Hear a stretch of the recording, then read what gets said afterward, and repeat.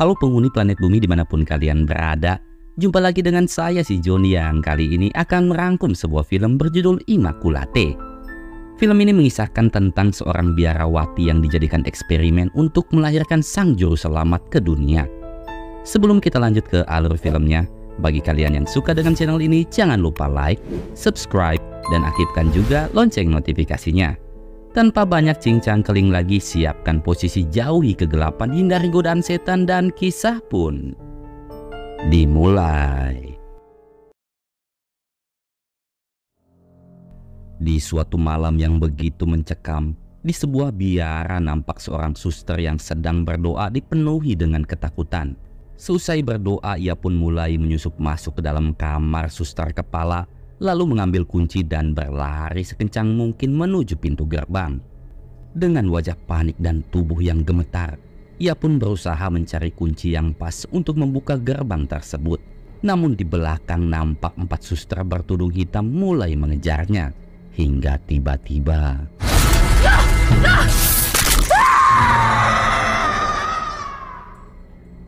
sadisnya kaki suster itu pun dipatahkan lalu dikubur hidup-hidup di dalam sebuah peti kayu. Sambil menyalakan korek api, ia pun hanya bisa berteriak meminta tolong. Tolong, tolong, tolong. Namun naas, ia pun kemudian tewas. Beberapa tahun kemudian, nampak seorang calon suster cantik asal Amerika yang baru saja tiba di Italia. Calon suster itu bernama Cecilia.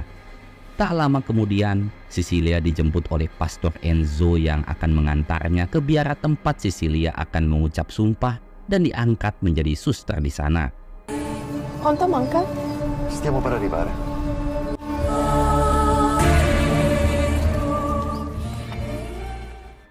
Sesampainya di biara, Cecilia langsung disambut hangat oleh suster kepala dengan menggunakan bahasa Italia. Karena Cecilia belum memahaminya, suster kepala pun meminta bantuan suster Isabel untuk menerjemahkan ucapannya. Berbeda dengan suster kepala, Isabel ini malah menunjukkan muka masam seakan ia tak menyukai kedatangan Cecilia. Sesuai dengan perintah suster kepala, Isabel pun mengantar Cecilia ke kamarnya. Sambil berjalan, suster Isabel menjelaskan tentang sejarah biara itu yang dibangun di atas katakombe atau kuburan suci bawah tanah. Biara itu juga dikhususkan sebagai tempat tinggal para biarawati tua yang kebanyakan dari mereka kini mengidap demensia. Sesampainya di kamar, dengan nada sinis Isabel memberitahu Cecilia bahwa tugas di biara ini sangat-sangatlah berat dan juga melelahkan. Jadi jika Cecilia belum siap menjalaninya, maka Isabel menyarankan agar Cecilia pulang saja sebelum semuanya terlambat. Mendengar hal itu, Cecilia dengan tegas menjawab, tak peduli seberat apapun tugasnya nanti, ia akan tetap tinggal dan menjalani sumpahnya nanti malam. Ketika sedang BAB, Cecilia dikejutkan dengan kemunculan calon suster lainnya yang sedang bersembunyi sambil ngudut. Calon suster itu bernama Gwen. Setelah saling berkenalan, Gwen lalu bertanya mengapa Cecilia bisa berada di biara itu. Cecilia pun menjelaskan, sedari dulu ia memang sudah tinggal dan mengabdikan dirinya di gereja. Hingga saat gerejanya tiba-tiba ditutup, pastor yang bernama Tedeschi pun menghubungi dan mengajaknya untuk pindah ke biara di Italia.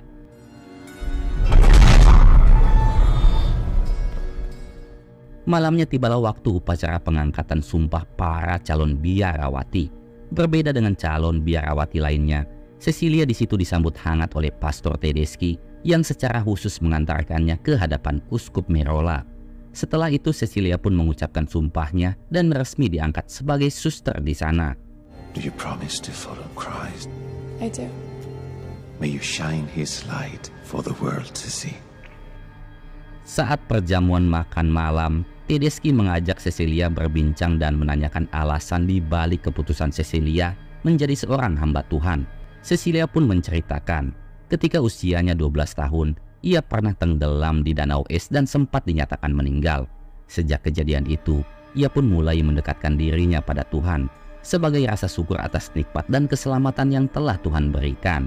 Setelah menceritakan kenangan kelam itu, Cecilia pun pamit. Ketika sedang membasuh muka di toilet, Cecilia tiba-tiba mendengar suara tangisan wanita yang berasal dari dalam kapel. Merasa ada yang janggal, Cecilia pun berjalan untuk mengeceknya. Ternyata tangisan itu adalah tangisan seorang suster yang sedang terbaring seakan memohon ampunan. Namun saat Cecilia mendekat untuk mengecek kondisinya, tiba-tiba Cecilia pun dikagetkan dengan kemunculan suster kepala yang langsung mengajaknya ke tempat penyimpanan paku suci, yang mana paku itu diyakini digunakan dalam penyaliban Yesus. Sambil memberikan paku suci itu pada Cecilia, suster kepala menjelaskan jika mereka semua harus siap menderita demi mendapatkan karunia Tuhan. Hingga tiba-tiba Cecilia pun pingsan. Cecilia yang menganggap jika dirinya pingsan karena terlalu banyak meminum anggur, saat terbangun ia pun langsung melakukan pengakuan dosa di hadapan Uskup Merola. Namun anehnya uskup itu perlahan mulai menjauh, lalu tiba-tiba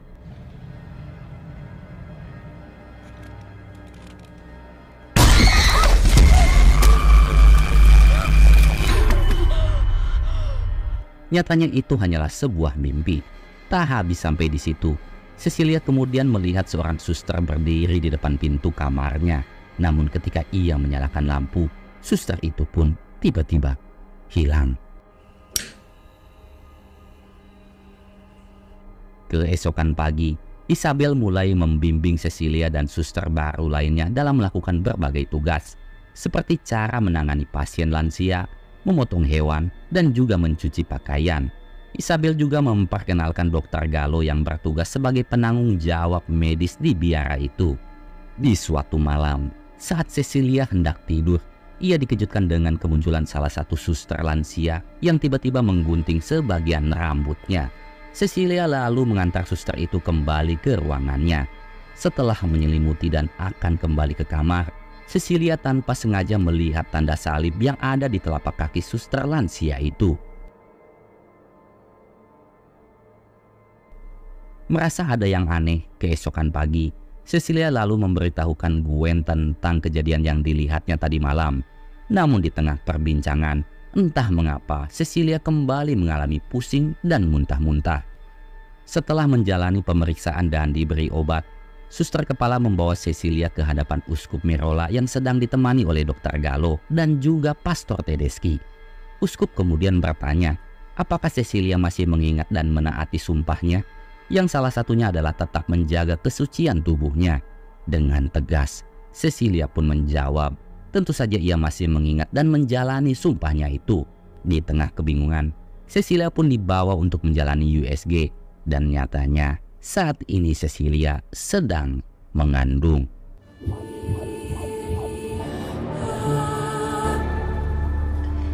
You are with child.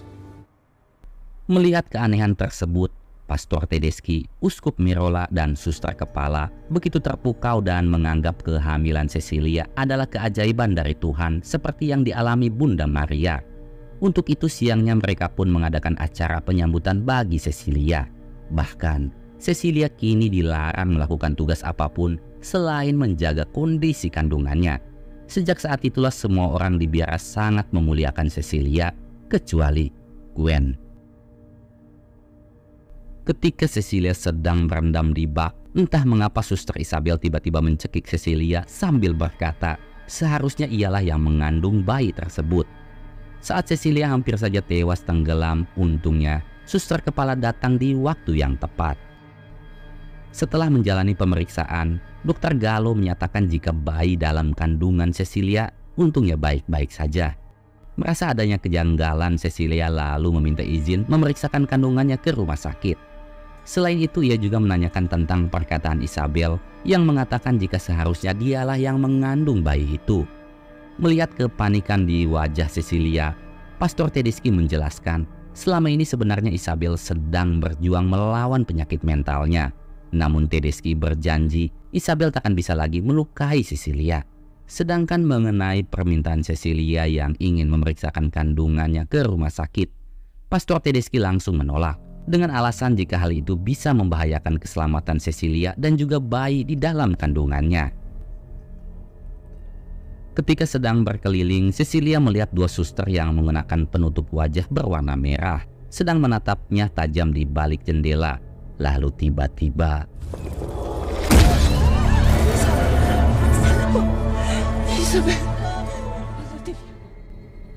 nyatanya yang terjatuh dari atap gedung itu adalah Isabel. Takut hal buruk menimpa Cecilia, saat prosesi pemakaman Isabel, Gwen mengingatkan Cecilia untuk waspada dan tak mempercayai Pastor Tedeschi. Gwen juga tak percaya jika bayi dalam kandungan Cecilia adalah sang juru selamat. Tak habis sampai di situ, Gwen yang sudah muak dengan semua kemunafikan yang ada, dengan lantang menghina dan mengungkapkan keresahan hatinya di hadapan uskup, suster kepala dan juga Pastor Tedeschi. Akibat ulahnya itu, ia pun langsung ditangkap dan diamankan oleh Pastor Enzo. Malamnya ketika Cecilia sedang merenung, tiba-tiba lukisan Bunda Maria di kamarnya terlepas. Di balik lukisan itu, Cecilia melihat sebuah kutipan ayat di Alkitab yang berbunyi, sebab setan sendiri sering menyamar sebagai malaikat cahaya. Dengan bermodalkan cahaya lilin, Cecilia pun menyusuri tiap ruangan untuk mencari keberadaan Gwen. Saat berada di ruangan uskup, melihat adanya pisau di sana, Cecilia yang penasaran lalu mengambil dan menggunakan pisau itu untuk membuka laci. Di dalam laci, Cecilia menemukan arsip tentang dirinya, lengkap beserta potongan berita tentang tenggelamnya ia di danau es dulu. Hingga tiba-tiba, Cecilia mendengar suara tangisan di luar gedung.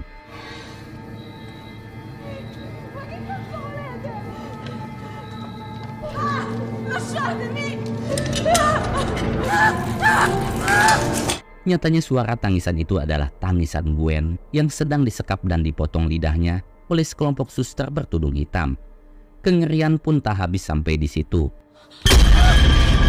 Tiba-tiba, suster lansia yang pernah menggunting rambut Cecilia muncul dan berkata, sampai kapanpun Cecilia takkan pernah bisa keluar dari biara itu. Keesokan pagi seisi biara dibuat panik dengan suara teriakan Cecilia yang ternyata sedang mengalami pendarahan. Karena hari itu adalah hari Sabtu di mana Dr. Gallo sedang tidak bertugas, suster kepala pun meminta Pastor Tedeschi untuk membawa Cecilia ke rumah sakit. Meski awalnya Tedeschi menolak, namun melihat kondisi Cecilia yang semakin mengkhawatirkan, Tedeschi pun terpaksa membawanya ke rumah sakit. Tatkala Enzo dan Tedeschi dalam perjalanan menuju rumah sakit, suster kepala terus berdoa memohon keselamatan bayi dalam kandungan Cecilia. Saat meratap sambil memeluk sprei yang dipenuhi darah Cecilia, suster kepala melihat adanya sehelai bulu beserta bungkusan di bawah kasur. Nyatanya bungkusan itu berisi seekor ayam yang sudah mati. Dengan begitu, bisa dipastikan jika semua ini adalah siasatnya Cecilia. Suster kepala pun bergegas menelepon Tedeschi untuk memberitahukan hal itu. Menyadari jika kebohongannya telah diketahui, Cecilia pun keluar dan berlari sekencang mungkin. Namun sayangnya, Enzo dan Tedeschi kembali berhasil menangkapnya. Cecilia lalu dibawa ke kapel dengan kondisi diikat di kursi roda. Di sanalah, Tedeschi pun mengungkapkan semua rencananya. Sambil menunjukkan paku suci, Tedeschi memberitahu jika di paku tersebut terdapat darah, jaringan, dan potongan daging Yesus yang membentuk sebuah kode genetik. Dan dengan kode genetik itulah, Tedeschi memiliki kesempatan untuk menciptakan sang juru selamat baru bagi manusia. Selama lebih dari 20 tahun, Tedeschi telah melakukan uji coba dan tak ada satupun janin yang berhasil selamat. Hingga akhirnya, ia menemukan Cecilia yang memiliki wadah kesuburan yang sangat-sangat sempurna. Setelah itu, supaya Cecilia tak bisa kabur lagi, Tedeschi pun menempelkan besi panas berlogo salib di kaki Cecilia.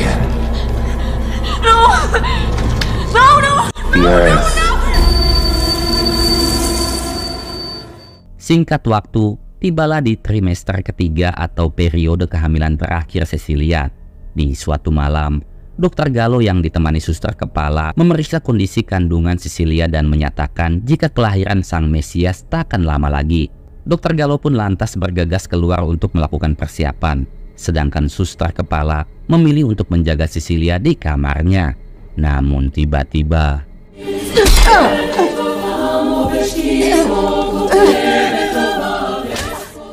Setelah berhasil menghabisi suster kepala, tiba-tiba air ketuban Cecilia pun pecah. Sambil menahan rasa sakit yang begitu menyiksa, Cecilia melangkahkan kakinya perlahan mendekati uskup Merola yang sedang memimpin doa. Tanpa pikir panjang, Cecilia pun langsung mencekik sang uskup hingga tewas. Tak disangka aksi Cecilia itu diketahui oleh Dr. Gallo. Supaya tak ada lagi yang menjadi korban eksperimen gila Tedeschi, Cecilia lalu mengambil paku suci dan berniat untuk membakar ruangan labnya Tedeschi. Ketika sedang menyiram cairan etanol di sekeliling ruangan, Cecilia tiba-tiba dikejutkan dengan kemunculan Tedeschi. Untung saja ia berhasil lolos dengan menghantam kepala Tedeschi dan menguncinya dari luar. Setelah itu Cecilia pun membakar ruangan lab bersama Tedeschi di dalamnya.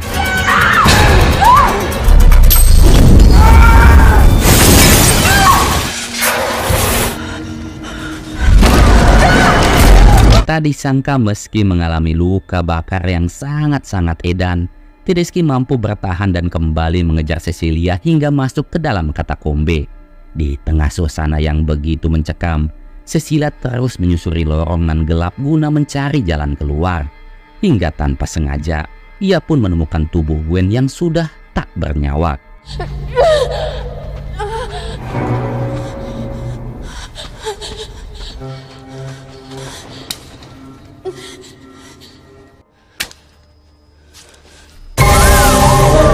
Tak lama kemudian Cecilia akhirnya menemukan sebuah celah untuk keluar dari katakombe.